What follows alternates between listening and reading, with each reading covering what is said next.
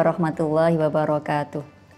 Ila hadrat Nabil Mustafa Sayyidina Maulana Muhammad wa ala alihi wa dzurriyyati wa ikhwani minan nabil mursalin kulli ashabi kulli ajmain wa tabi'ina wa tabi'in tabi'in lahum bi ihsan yaumiddin. Al-Fatihah. A'udzubillahi minasyaitonir rajim. Bismillahirrahmanirrahim. Alhamdulillahirabbil alamin.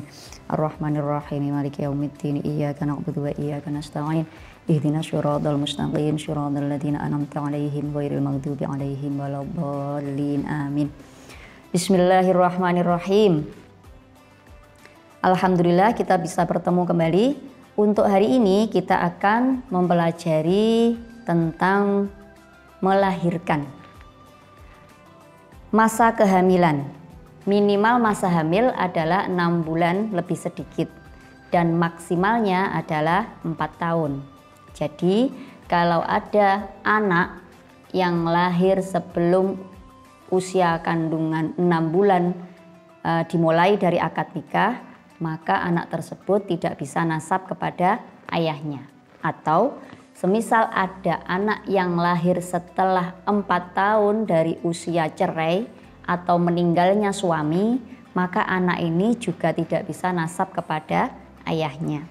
Nah, intinya kalau misalnya nanti ada seorang wanita yang hamil di luar nikah misalnya atau ditinggal mati oleh suaminya, kemudian ini yang kasus hamil duluan belum menikah, kemudian dia dinikahkan, setelah ketahuan hamil kemudian dia dinikahkan, 4 bulan kemudian anaknya lahir, 4 bulan dari akad nikah kemudian anaknya lahir, maka anak ini tidak bisa nasab kepada bapak yang menikahi, laki-laki yang menikahi ibunya. Walaupun mungkin laki-laki itu yang menghamili ibunya, tetapi dia tidak bisa nasab kepada bapaknya. Jadi kalau dia perempuan, dia nanti kalau menikah bapaknya tidak bisa jadi walinya.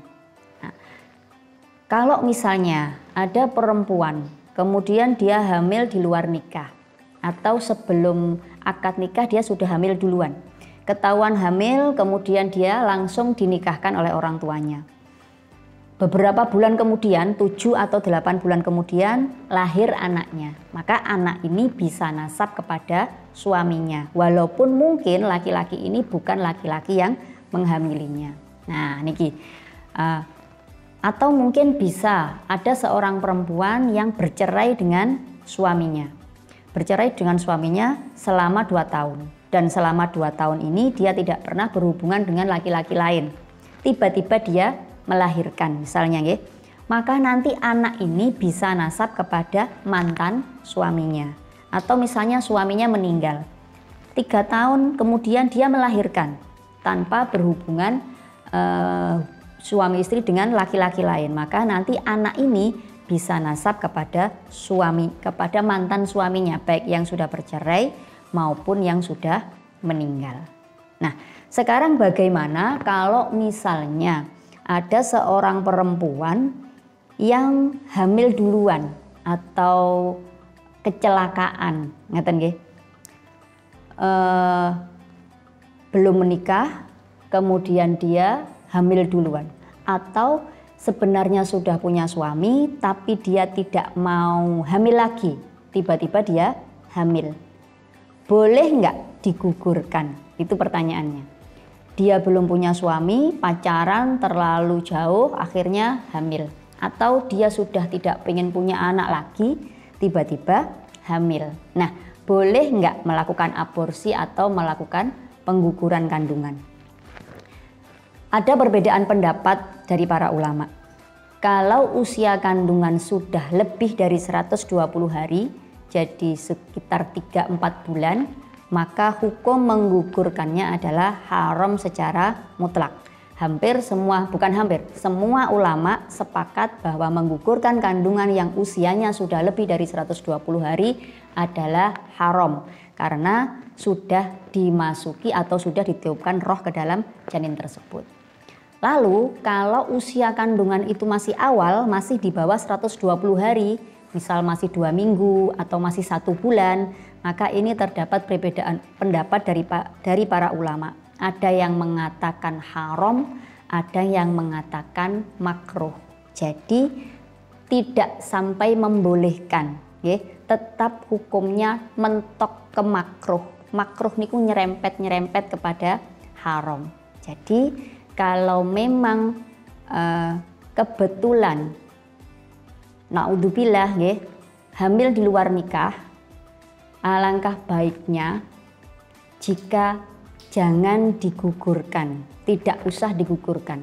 Selain menambah dosa, zina itu sudah dosa, menggugurkan kandungan juga akan menambah dosa karena menghilangkan nyawa makhluknya Allah. Siapa tahu dengan dirawat, kita bertobat, kemudian merawat bayi yang ada dalam kandungan dengan baik, itu yang akan menjadi ampunan dosa dari Allah untuk kita semua. Dan siapa tahu anak ini nanti akan membawa berkah atau membawa rezeki tersendiri bagi ibunya kalau dia mau bertobat, mau mengakui kesalahannya dan merawat janin ini dengan baik. Nah, lalu kalau misalnya seseorang itu sudah punya suami, kemudian dia tidak mau hamil lagi, atau kalau zaman sekarang itu yang lagi tren adalah child free, tidak mau punya anak. Nah, boleh nggak dalam pandangan Islam orang yang sudah menikah itu tidak mau punya anak itu boleh apa tidak?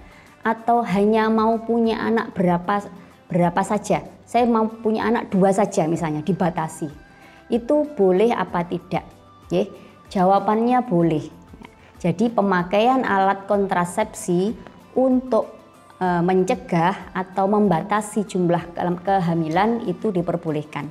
Ini berdasarkan hadis Nabi yang bercerita tentang seorang sahabat yang sowan kepada Kanjeng Nabi, menceritakan bahwa dia punya amat tapi tidak mau mempunyai anak dari amat tersebut. Kemudian Kanjeng Nabi dawuh, kamu lakukan azal atau tidak menumpahkan sperma ke dalam rahim perempuan tersebut. Nah, ini kemudian berkembang, hal ini kemudian berkembang sampai sekarang yang kita kenal dengan alat kontrasepsi.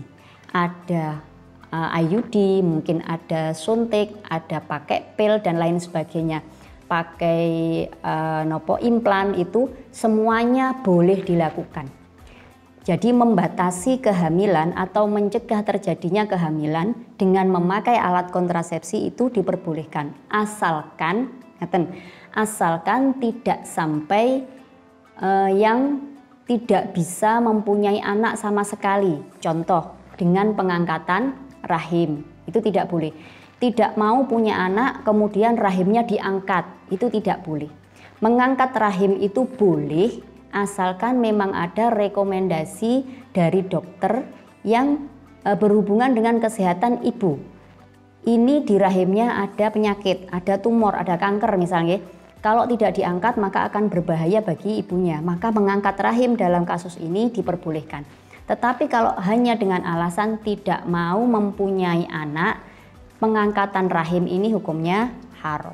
Jadi dalam pandangan Islam memakai alat kontrasepsi mencegah, yang tujuannya untuk mencegah kehamilan atau membatasi jumlah kehamilan itu diperbolehkan asalkan dengan alasan-alasan yang diperbolehkan oleh syariat. Alasannya apa saja? Contoh, kalau dia hamil dia pasti terganggu kesehatannya, misalnya muntah terus dari bulan pertama sampai bulan ke-9.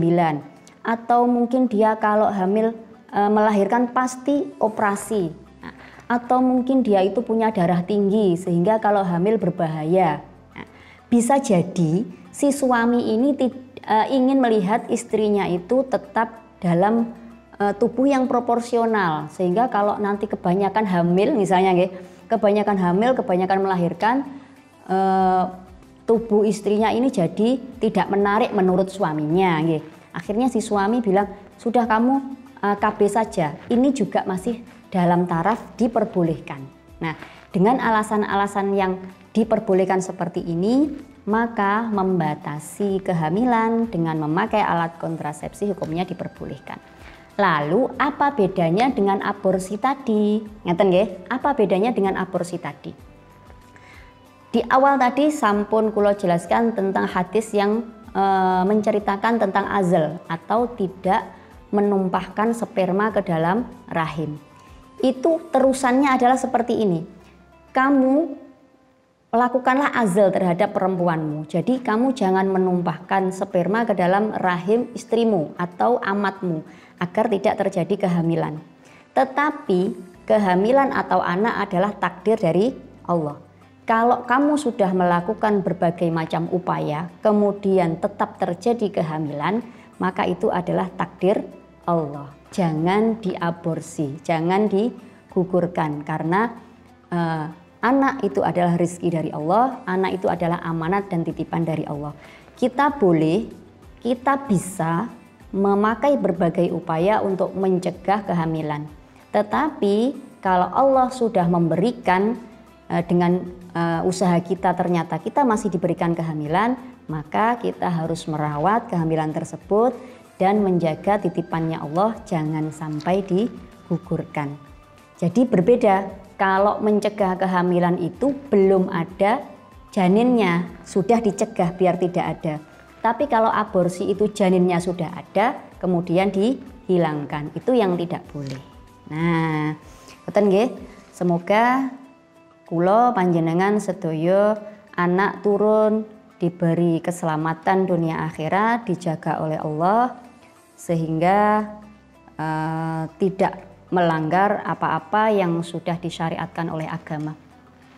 Kita akan lanjutkan pada pertemuan berikutnya. Kurang lebihnya mohon maaf. Assalamualaikum warahmatullahi wabarakatuh.